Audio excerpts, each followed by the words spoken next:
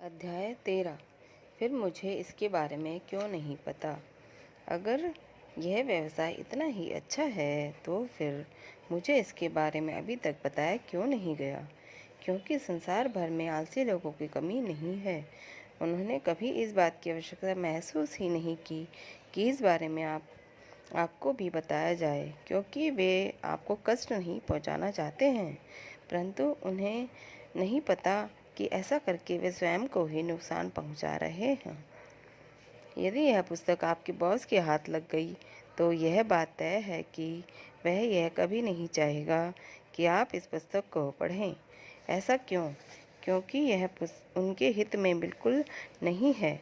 वह यह कभी नहीं चाहेगा कि आप कभी एक अच्छी जीवनशैली का आनंद लेने योग्य बने। वह यह कभी नहीं चाहेगा कि आपको 9 से 5 के जंजाल से कभी मुक्ति मिले। संक्षेप में कहूँ तो वह कभी नहीं चाहेगा कि उससे दफ़ा हो जाओ यहाँ से कहने का अधिकार कभी छीना जाए।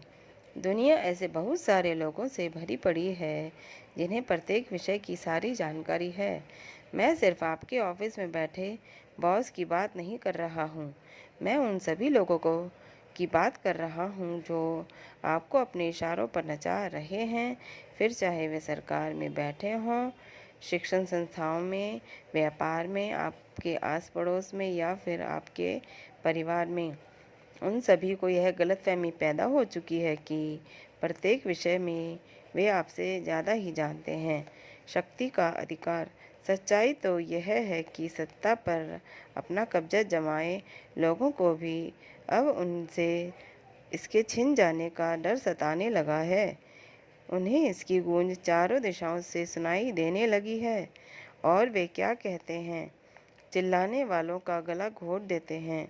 परंतु नेटवर्क मार्केटिंग में यह संभव नहीं है, क्योंकि यह किसी व्यक्ति विशेष को शक्ति का अधिकार न सौंपकर सभी को समान अधिकार उपलब्ध कराता है। वर्ष 1959 से आज तक हम एक लंबा सफ़र तय कर चुके हैं। एंटी एस्टेब्लिशमेंट आंदोलन को याद कीजिए। उस समय हम सभी लोग अपने काम करने के तौर तरीकों को बदल डालना चाहते थे, परंतु यह आंदोलन विफल हो गया, क्योंकि एक तो हम में अनुभव की कमी थी तथा दूसरे हमने काम करने के नए एवं उन्नत तरीकों को ढूंढ निकालने के स्थान पर आंसू बहाना अधिक पसंद किया था। परंतु यह उस समय की बात थी। अब समय बदल चुका है। आज हमारे पास जीवन शैली को बदलने के लिए पहले से बेहतर विचार मौजूद हैं। भय और अज्ञानता। आपको याद है रोमवासियों ने ईसाइयों के साथ कैसा व्यवहार किया था। उन्होंने ईसाइयों को भूखे शेरों का भोजन बना दिया था। शुरू में लोगों ने फ्रेंचाइजी का विरोध किया था, यहाँ तक कि लोगों ने इसे घोटाला तथा फर्जी स्कीम तक कहा, क्योंकि वे लोग इससे इतना अधिक डर गए थे। अतः उन्होंने उसके पक्ष में उठ रही हर आवाज़ को कुचलने का हर संभव प्रयत्न किया। मुझे एक मूवी की कहानी याद आ रही है जिसे वर्ष 1900 में पहली बार कोलोरेडो के खनिजों के बीच प्रदर्शित किया गया था। फिल्म के एक दृश्य में खलनायक द्वारा नायिका को शोषित करके यह देख एक दर्शक उठा और उसने पर्दा फाड़ डाला। क्षमा करें, विरोध प्रदर्शन का अनुचित प्रयास, क्योंकि इससे मूवी की सेहत पर किसी प्रकार का कोई असर नहीं पड़ा। खलनायक की हत्या का षड्यंत्र। उस अज्ञानी दर्शक की भांति मीडिया भी परिवर्तन को खलनायक बनाकर उसकी हत्या करने पर तुल जाता है। ऐसा करने पर उन्हें प्रसिद्धि के लिए भरपूर मसाला मिल जाता है। मज़े की बात तो यह है कि खलनायक ना मिले तो वे लोग खलनायक स्वयं पैदा कर लेते हैं। जैसा कि मैं आपको पहले भी बता चुका हूँ कि वर्ष 1950 से 60 के बीच मीडिया हाथ धोकर फ्रेंचाइजिंग के पीछे पड़ा था। आपका परिचय नेटवर्किंग से अभी तक क्यों नहीं कराया गया, यह जानने के लिए डिपार्टमेंट स्टोर तथा रिटेल स्टोर श्रृंखलाओं के इतिहास को समझना जरूरी है। फ्रेंचाइजिंग के शुरुआती दिनों में जैसे ही कोई व्यक्ति इसमें अपना पैसा खोने की शिकायत किया करता, मीडिया तुरंत गड़े मुर्दे उखाड़ने शुरू कर देता तथा झूठी खबर सच्ची खबरें छाप कर अफवाहों के गर्म बाजार को हवा देनी शुरू कर देता था। कुल मिलाकर उस समय मीडिया ने इस उद्योग की टांगें खींचने में कोई कसर नहीं छोड़ी। क्यों? क्योंकि पहले से ही जमाए उद्योग मीडिया में विज्ञापनों के माध्यम से पानी की तरह पैसा बहा रहे थे। मीडिया अपने लिए सोने के अंडे देने वाली इस मुर्गी को बचाना चाहता था। अतः फ्रेंचाइजिंग को अपने रास्ते से हटाने के लिए उन्होंने ऐसा षड्यंत्र रचा ताकि तेजी के साथ लोकप्रिय होता फ्रेंचाइजिंग उद्योग शीघ्र स्वयं ही दम तोड़ दे। और चंद मुट्ठी भर वोटों की मदद से कांग्रेस ने इसके दमन का प्रस्ताव पारित भी कर दिया, परंतु अंत में जीत परिवर्तन की ही हुई। आज उत्तरी अमेरिका में उत्पादों की बिक्री में फ्रेंचाइजिंग की भागीदारी 33% से भी अधिक की है। सबसे बड़ा रुपया। मीडिया कह सकता है कि पैसे से उसे क्या लेना देना, वह तो सत्य एवं न्याय की रक्षा के लिए है। परंतु जहाँ तक मेरा मानना है, यदि कोई आपसे यह कहे कि वह पैसे के लिए काम नहीं करता है, तो एक बात तो तय है कि वह पैसे के लिए ही काम करता है। आपको क्या लगता है, फ्रेंचाइजिंग को नीचा दिखाने के लिए क्या मीडिया ने पैसा नहीं खाया होगा? सच्चाई तो यह है कि समाचार पत्र, पत्रिकाएं, रेडियो तथा टीवी अपने पाठकों, श्रोताओं अथवा दर्शकों से धेला भी नहीं कमाते। वे सिर्फ अपने विज्ञापनकर्ताओं से पैसा कमाते हैं। यदि आप मीडिया तक पर पैसा नहीं लुटाएंगे तो आपके उत्पाद को अपेक्षित कवरेज भी नहीं मिल पाएगी। इसे आप मीडिया की ज़बरदस्ती भी कह सकते हैं। विज्ञापनों पर लाखों करोड़ों रुपए खर्च किए बिना अपने व्यवसाय को लाभ की स्थिति तक पहुंचाना पूर्णतः असंभव है। किसी ने सपने में भी नहीं सोचा होगा कि रे क्रॉक का मैकडोनाल्ड एक दिन वुलवर्थ तथा ग्राड्स के लंच काउंटर्स के लिए चुनौती बन जाएगा, जबकि बाजार में पहले से ही स्थापित रेस्टोरेंट्स विज्ञापनों के माध्यम से रेडियो, टीवी तथा अखबारों में पैसा बहाने में लगे थे। यह अस्तित्व की लड़ाई थी। अनुमान लगाएं उस समय मीडिया किसके पक्ष में रहा होगा। आपकी जानकारी के लिए बता दूं कि अनेक फॉर्च्यून 500 कंपनियां भी फ्रेंचाइजिंग उद्योग में गोपनीय रूप से शामिल थी। वे इस सत्य को इसलिए उजागर नहीं करना चाहती थी क्योंकि फ्रेंचाइजिंग अगर बीच रास्ते में ही विफल हो जाती तो उनकी बड़ी बदनामी होती। फ्रेंचाइजिंग को जड़ से समाप्त करने के प्रयास आंदोलन का रूप धारण कर चुके थे। थोक व्यापारियों ने मीडिया पर दबाव बढ़ा दिया क्योंकि फ्रेंचाइजिंग के कारण उनकी कमाई पर असर पड़ने लगा था। उत्पाद निर्माता थोक व्यापारियों के पीछे पड़ गए क्योंकि धंधे की मंदी से वे भी अछूते नहीं थे। मीडिया ने जनता को बहलाना फुसलाना शुरू कर दिया क्योंकि वह अपने विज्ञापनदाताओं के अस्तित्व को बचाना चाहता था। राजनेता सीधे सीधे उनकी पार्टी फंड को पैसा देने वाले बड़े बड़े व्यापारियों के दबाव में आ गए। अंततः समस्त विरोधी ताकतें फ्रेंचाइजिंग को कानूनी रूप से अवैध घोषित कराने में कामयाब रहीं। फ्रेंचाइजिंग का जीवित बचे रहना एक चमत्कार।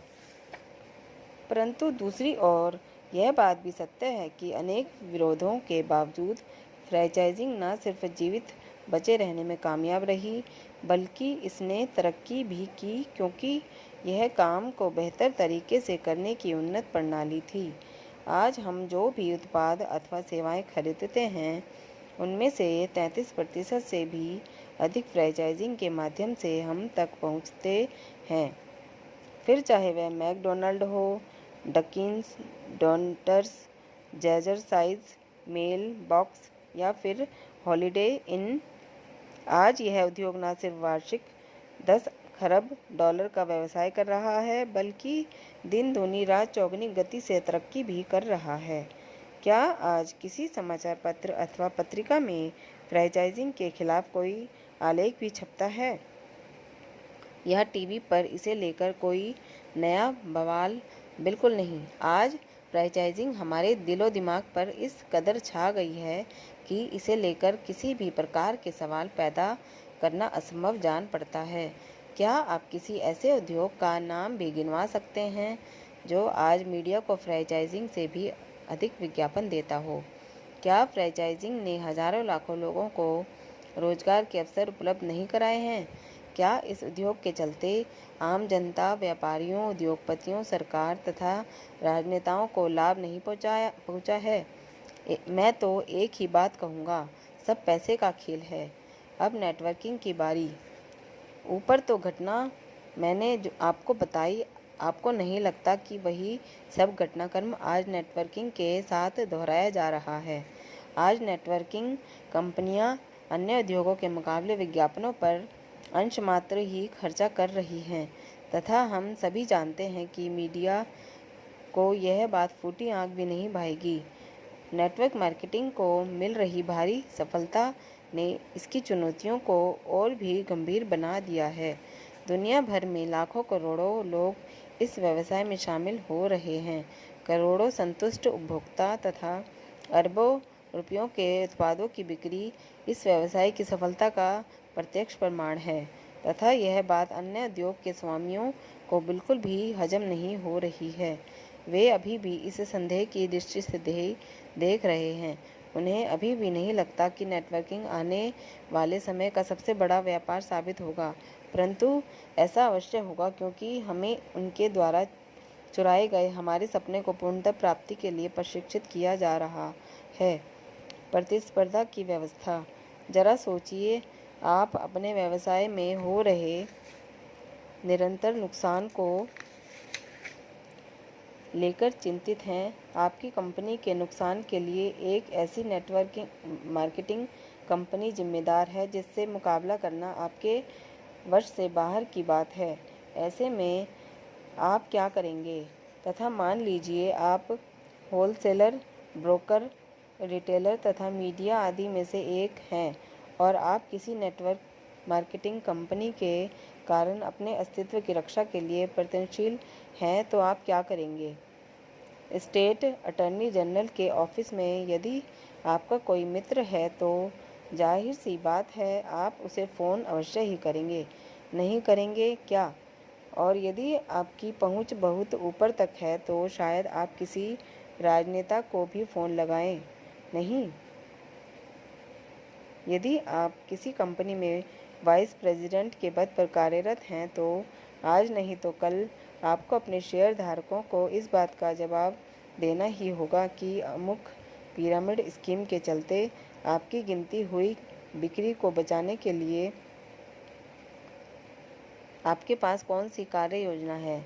याद रखें, यदि आप भविष्य की इस नई तकनीक को आज नहीं अपनाते हैं तो आपका वेतन, चेक, पद प्रतिष्ठा, आपका करियर आदि सभी कुछ दांव पर लगा है। अनोखी मनमानी। जैसा कि मैंने पहले ही बताया कि यह पुस्तक किसी विशेष नेटवर्क मार्केटिंग कंपनी की वकालत करने के लिए नहीं लिखी गई है। यह तो संपूर्ण नेटवर्क मार्केटिंग उद्योग का प्रतिनिधित्व करने वाली एक निष्पक्ष किताब है तथा मेरा दावा है कि इसके माध्यम से ही मैं आपको सटीक एवं प्रामाणिक जानकारी उपलब्ध कराने का हर संभव प्रयास करूंगा ताकि कॉर्पोरेट स्तर पर होने वाली मनमानी को आप भलीभांति समझ सकें। आप चाहे तो इस पुस्तक में निहित जानकारी की प्रामाणिकता की जांच भी कर सकते हैं। कॉर्पोरेट स्तर पर छल करने वालों के बारे में मैं एक ही बात कहूँगा, वे कोई भी काम ईमानदारी के साथ नहीं करते। वे टीम बनाकर सामूहिक रूप से मनमानी करते हैं तथा अमेरिकी मीडिया आज बड़े बड़े कॉर्पोरेट महाराजाओं के सामने अपनी दुम हिलाता है। वह इनका विरोध करने वालों के खिलाफ भौंकता है तथा हड्डी डालने वालों के तलवे तक चाट लेता है। मीडिया कॉर्पोरेट के हाथों की कठपुतली। इसमें कोई शक नहीं कि मीडिया बड़े उद्योगपतियों के हाथों बिकाऊ होता है। नहीं तो बाजार में किसी नेटवर्किंग कंपनी के प्रवेश करते ही ये लोग बिना सच्चाई जाने कुत्ते की तरह उसे काटने को क्यों दौड़ पड़ते हैं। बड़े लोग मार्केट पर अपना एकाधिकार बनाए रखने के लिए मीडिया को विज्ञापन के माध्यम से पैसा खिलाकर खरीद लेते हैं तथा बावजूद इसके सब कुछ जानते बूझते हुए भी सभी लोग चैन की नींद सोते हैं। इसी प्रकार घोटा जाता है परिवर्तन का गला। दिमाग पर जोर डालकर जरा सोचिए, टीवी तथा पत्र पत्रिकाओं में विज्ञापन पर करोड़ों अरबों डॉलर लुटाने वाली कंपनियां जैसी पेप्सी, नाइक अथवा मैकडोनाल्ड कभी खबरों की सुर्खियों में क्यों नहीं आती? मैं अभी तक मेट्रोपॉलिटन लाइफ इंश्योरेंस कंपनी द्वारा किए गए 10 करोड़ डॉलर के घोटाले, John Hancock mutual life insurance company द्वारा किए गए 60 करोड़ डॉलर के घोटाले, प्रूडेंशियल इंश्योरेंस के ऑफ अमेरिका द्वारा किए गए 3.8 अरब डॉलर के सेल्स धोखाधड़ी घोटाले सहित बेयर एस्पिरिन निर्माताओं द्वारा किए गए 5 करोड़ डॉलर के प्राइस फिक्सिंग घोटाले के उजागर होने की प्रतीक्षा में हूँ। परंतु ऐसा कभी नहीं होगा। जानते हैं क्यों? क्योंकि ऐसा करके मीडिया अपनी रोजी रोटी पर कभी लात नहीं मारेगी। आप पूछेंगे, फिर निष्पक्षता एवं पारदर्शिता कहाँ है? उन्हें संग्रहालय में किसी सुरक्षित स्थान पर रख दिया गया है। जहाँ तक मीडिया का सवाल है, उसने सदा से ही नेटवर्किंग व्यवसाय पर कीचड़ उछालने का काम किया है। सभी यह जानते हैं कि बड़े बड़े विज्ञापन देने वाली कंपनियों के इशारों पर यह सब किया जाता है और शायद आगे भी किया जाता रहेगा। अपनी तैयारी पूरी रखें। मैं नहीं कह रहा हूँ कि प्रत्येक कंपनी दूध की धुली हुई होती है।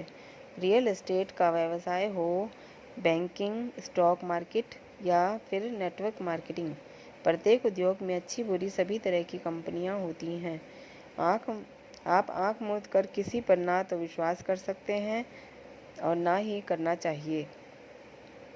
अतः अपनी आँखें और कान सदैव खुले रखें, जांच परखें और पता लगाएं कि आप कौन सी कंपनी के साथ जुड़ने जा रहे हैं, क्योंकि आंखें बंद करके तो अपने भविष्य के लिए फैसला करना मूर्खतापूर्ण ही होगा। विज्ञापन जगत। वर्षों पूर्व अमेरिका की सबसे पुरानी डिपार्टमेंट स्टोर श्रृंखला के संस्थापक जॉन वानामेकर ने कहा था, हमारे द्वारा किए गए विज्ञापनों का आधे से भी अधिक हिस्सा व्यर्थ चला जाता है। किंतु अमेरिकी कॉरपोरेट जॉन वानामेकर की यह बात सुनना भी नहीं चाहता। एक अनुमान के मुताबिक आज विज्ञापन जगत लगभग 2 खरब डॉलर वार्षिक से भी अधिक का व्यापार बन चुका है, जिसका सबसे बड़ा हिस्सा टीवी से आता है। हालांकि इंटरनेट आज टीवी को टक्कर देने लगा है। आपकी जानकारी के लिए बता दूं कि अमेरिकी कॉरपोरेट तथा मीडिया भले ही आमने सामने एक ना हो, परंतु पीठ पीछे दोनों एक दूसरे से जुड़े हैं, बिल्कुल जुड़वा भाइयों की तरह। क्या आप जानते हैं कि किसी क्रिकेट मैच के बीच में 30 सेकंड का एक विज्ञापन समय खरीदने का कितना पैसा लगता है? 25 लाख डॉलर से भी अधिक। वर्ष 2000 के आसपास इसी के 10 लाख डॉलर खर्च करने पड़ते थे। यहाँ तक कि बड़ी बड़ी कंपनियाँ तो 5 से भी अधिक विज्ञापन स्पॉट्स खरीदती हैं। एक अनुमान के मुताबिक लगभग 6 घंटे के एक मैच के दौरान 22.1 करोड़ डॉलर से भी अधिक के विज्ञापन दिखाए जाते हैं।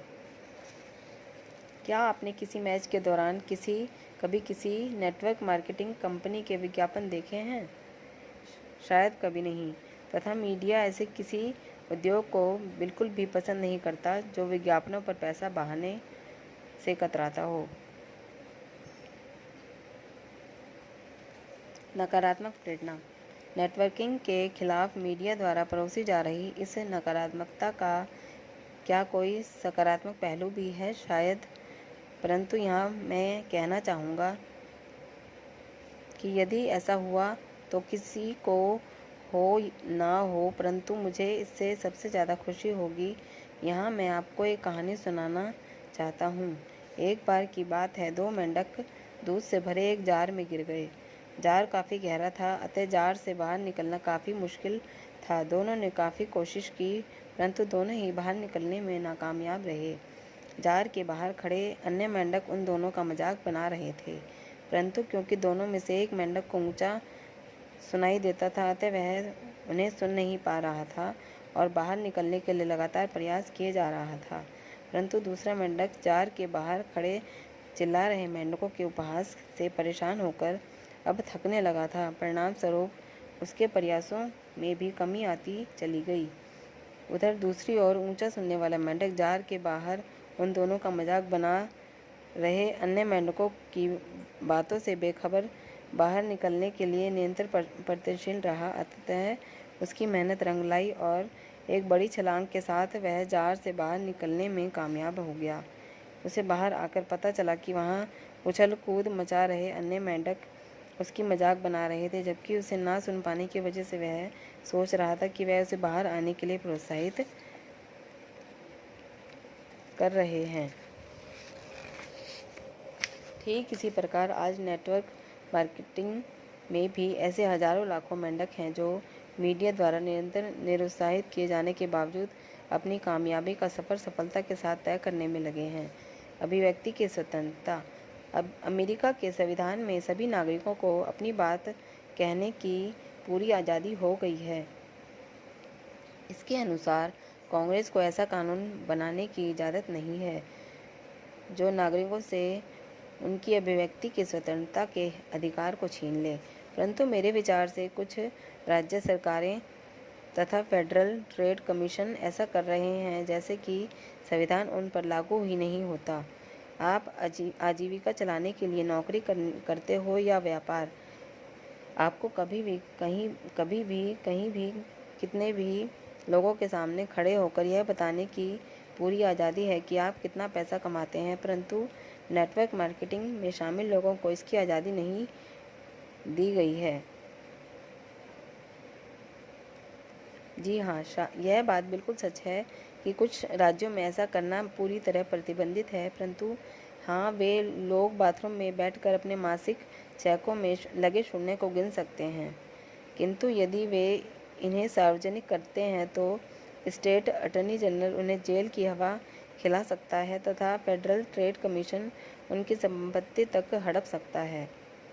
अटॉर्नी जनरल के अनुसार कोई भी नेटवर्क मार्केटिंग व्यवसायी अपने मासिक चेक की राशि को अपने ग्रुप के कुल सदस्यों की संख्या से विभाजित करके औसत आय को अपनी आमदनी के रूप में सार्वजनिक घोषित कर सकता है। यह तो वही बात हुई कि आप टाइगर वुड्स से कहें कि वह अपनी मासिक आय को सभी गोल्फ खिलाड़ियों में विभाजित करने के बाद आय को अपनी आमदनी घोषित करे। क्या यह न्यायोचित है? क्या आप किसी भी पेशेवर डॉक्टर, वकील, कलाकार अथवा लेखक से ऐसा करने को कह सकते हैं? बिल्कुल नहीं। वे ऐसा बिल्कुल भी नहीं करेंगे, शायद आप भी नहीं। किंतु नेटवर्क मार्केटिंग उद्यमियों के पास यही एक विकल्प मौजूद है। बस अब बहुत हुआ। कुछ वर्ष पूर्व यूएस न्यूज़ तथा वर्ल्ड रिपोर्ट ने अमेरिका के सर्वाधिक आय वाले व्यवसायों की एक सूची प्रकाशित की थी। उन्होंने कुछ चुनिंदा क्षेत्रों को उच्च आय के आधार पर इसमें शामिल किया था। आश्चर्य की बात है कि उन्होंने नेटवर्क मार्केटिंग को यह कहते हुए इस सूची में शामिल करने से साफ इनकार कर दिया कि इसकी विश्वसनीयता पर भरोसा नहीं किया जा सकता। मेरे विचार से उनकी ईर्ष्या स्वाभाविक है। अपने प्रतिद्वंदी को कोई कैसे आगे बढ़ते हुए देख सकता है? मान लीजिए आप शीशे और ग्रेनाइट से बनी एक शानदार विशाल इमारत में अपने मीटिंग हॉल में इस बात पर गंभीर रूप से चर्चा कर रहे हैं कि क्यों आपकी कंपनी की बिक्री का ग्राफ लगातार गिरता चला जा रहा है। ऐसे में यदि आपका एक जूनियर अधिकारी स्पष्ट शब्दों में कहे कि फलाना नेटवर्किंग कंपनी के उत्पादों के चलते ऐसा हो रहा है, तो ऐसे में आप क्या करेंगे? स्वयं को इस स्थान पर रख कर सोचें। यदि आपकी कंपनी इस प्रकार के संकट में फंसी होती तो उसे उबारने के लिए आप कौन सा कदम उठाते? वैसे तो नियम तो कहता है कि यदि मुकाबला नहीं कर पा रहे हैं तो उन्हीं के साथ हो लें, परंतु पारंपरिक व्यवसायियों के स्वयं के नियम होते हैं जिसके अनुसार यदि मुकाबला नहीं कर पा रहे हैं तो उन्हें बर्बाद कर दें, फिर चाहे इस चक्कर में स्वयं ही क्यों ना बर्बाद होना पड़ जाए। कौन हमसे टक्कर नहीं लेना चाहता। अनेक बड़ी बड़ी कंपनियां डायरेक्ट सेलिंग व्यवसाय में अब अपनी दिलचस्पी दिखाने लगी है। फॉर्च्यून 500 कंपनी बर्कशायर हैथवे इन्हीं में से एक है। इसके मालिक वॉरेन बफेट दुनिया में दूसरे नंबर के सबसे अमीर व्यक्ति, जिनके पास लाभ देने वाली इतनी कंपनियां हैं जितने कि नेकटाई का शौक रखने वाली किसी व्यक्ति के पास टाइयां होगी, भी आज इस उद्योग को लेकर गंभीर हैं। तभी तो बर्कशायर हैथवे की छत्र छाया में काम करने वाली दर्जनों कंपनियों में से 3 डायरेक्ट सेलिंग कंपनियां हैं। सर्वाधिक लाभ कमाने वाली वित्तीय संस्था सिटी ग्रुप भी अब multi media group time Warner incorporate, जो टाइम पत्रिका, अमेरिका ऑनलाइन, HBO तथा वार्नर ब्रदर्स मूवी स्टूडियो समेत अनेक सफल कंपनियों की स्वामी हैं, की भांति नेटवर्क मार्केटिंग के क्षेत्र में छलांग लगा चुकी हैं, जिसे नेटवर्किंग के भविष्य के लिए एक अच्छे संकेत के रूप में देखा जा सकता है। और तो और Dell computers, Office Depot, Barnes and Noble, FTD, florists तथा सोनी जैसी बहुराष्ट्रीय कंपनियां आज अपने लाखों उत्पाद नेटवर्क मार्केटिंग के माध्यम से बेच रहे हैं। अर्थात वे हमसे टक्कर लेना छोड़ अब कंधे से कंधा मिलाकर हमारे साथ आगे बढ़ रहे हैं तथा यह सफ़र यहीं थमने वाला नहीं, यह बात तो तय है। समय की आवश्यकता। नेटवर्किंग एक और नेटवर्क मार्केटिंग कंपनियों लोगों को अधिक से अधिक जागरूक बनाने का काम कर रही हैं। उधर दूसरी ओर पारस्परिक व्यवसाय अपनी दमनकारी गतिविधियों को और भी तेज कर चुके हैं, जिसके चलते विज्ञापन स्वयं उनके लिए भी खर्चीले हो चले हैं। वितरण एवं बिक्री की लागत आसमान छू रही है। हजारों ऐसे उत्पाद ग्राहकों को जिनकी आवश्यकता है, वे महंगी मार्केटिंग के चलते बाजार का मुंह तक देख नहीं पा रहे हैं। उपभोक्ताओं का भरोसा अब कंपनियों तथा महंगे विज्ञापनों पर से उठता जा रहा है। उधर बुकिंग क्लर्क्स यह भी नहीं जानता कि उसके आजू बाजू क्या और क्यों रखा हुआ है। उपभोक्ता अपने पैसे की उचित कीमत चाहता है। आज के उपभोक्ता को अधिक सेवाएं चाहिए। वह घर बैठे खरीदारी करना चाहता है तथा प्रतिस्पर्धा के दौर में सभी के लिए संघर्ष बढ़ता जा रहा है। अतः कुल मिलाकर सभी समस्याओं का एक ही समाधान है, नेटवर्क मार्केटिंग। मुझे पता है आपको इस बारे में अभी तक किसी ने ठीक से समझाया नहीं है, परंतु अभी भी देर नहीं हुई है। अगर आपको लगता है कि आप इस स्वर्ण अवसर के लिए तैयार हैं, तो समय आपके निर्णय की अभी भी प्रतीक्षा कर रहा है। लोगों की अनभिज्ञता। लोग अभी भी इसे मछलियाँ फांसने के जाल की तरह समझते हैं, परंतु सच्चाई इसके पूरी तरह विपरीत है। यह एक ऐसे राज की तरह है जो आपको अगर पता लग जाए तो इसे सही लोगों तक सावधानीपूर्वक पहुंचाना आपका कर्तव्य बनता है, ताकि इसके उचित इस्तेमाल के द्वारा लोग अधिकतम लाभ प्राप्त कर सकें। आपको एक किस्सा सुनाता हूँ ताकि आप मेरी बात की तह तक आसानी से पहुँच पाएँ। एक बार की बात है, एक व्यक्ति पहाड़ी रास्ते पर ट्रक चला रहा था। रात का समय था, रास्ता सुनसान। अचानक उसने देखा दूर तक पहाड़ी से कुछ रोशनी आ रही थी। आगे बढ़ने पर यह रोशनी बढ़ती ही जा रही थी। पहाड़ी के पास पहुंचकर उसने एक झाड़ी को हटाया, जिसके पीछे यह रोशनी छन छन कर बाहर आ रही थी। उसकी आंखें फटी की फटी रह गई। वहाँ ढेर सारा सोना बिखरा पड़ा था। उसे यकीन नहीं हो रहा था कि इसलिए उसने ट्रक की हेडलाइट्स अनेक बार जलाई बुझाई और अपने संदेह की पुष्टि की। वह सोने की गुफा के द्वार पर खड़ा था। उसे इस बात पर यकीन ही नहीं हो रहा था। उसने पूरे ट्रक को सोने की छड़ों से लाद दिया, परंतु आश्चर्य, वहाँ बिखरा सोना बढ़ता ही जा रहा था। जब वह अपनी सीमा से काफ़ी अधिक सोना बटोर चुका तो उसने गुफा के द्वार को झाड़ियों से पुनः ढका और अपने घर की ओर रवाना हो गया। आप होते तो क्या करते? अब यहाँ मैं आपसे एक सवाल पूछता हूँ। उस व्यक्ति की जगह यदि आप होते तो गुफा के रहस्य को आप सबसे पहले किसे बताते?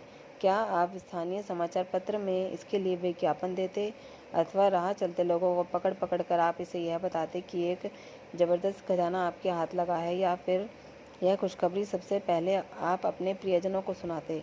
मेरे विचार से आप दूसरे विकल्प को चुनते। ठीक इसी प्रकार नेटवर्क मार्केटिंग की तुलना में मैं सोने की खान से करता हूँ। अर्थात मुझे इस व्यवसाय से प्यार है क्योंकि यह आम आदमी को अमीर बनने का अवसर उपलब्ध कराता है, तथा यह भी सच है कि बड़े बड़े लोग आज नहीं तो कल इसमें अवश्य ही शामिल होंगे।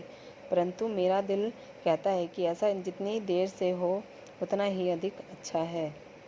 आज तो उन्हें दूर बैठकर ही तमाशा देखने दो, क्योंकि वर्षों से वे लोग भी तो यही सब करते आए हैं।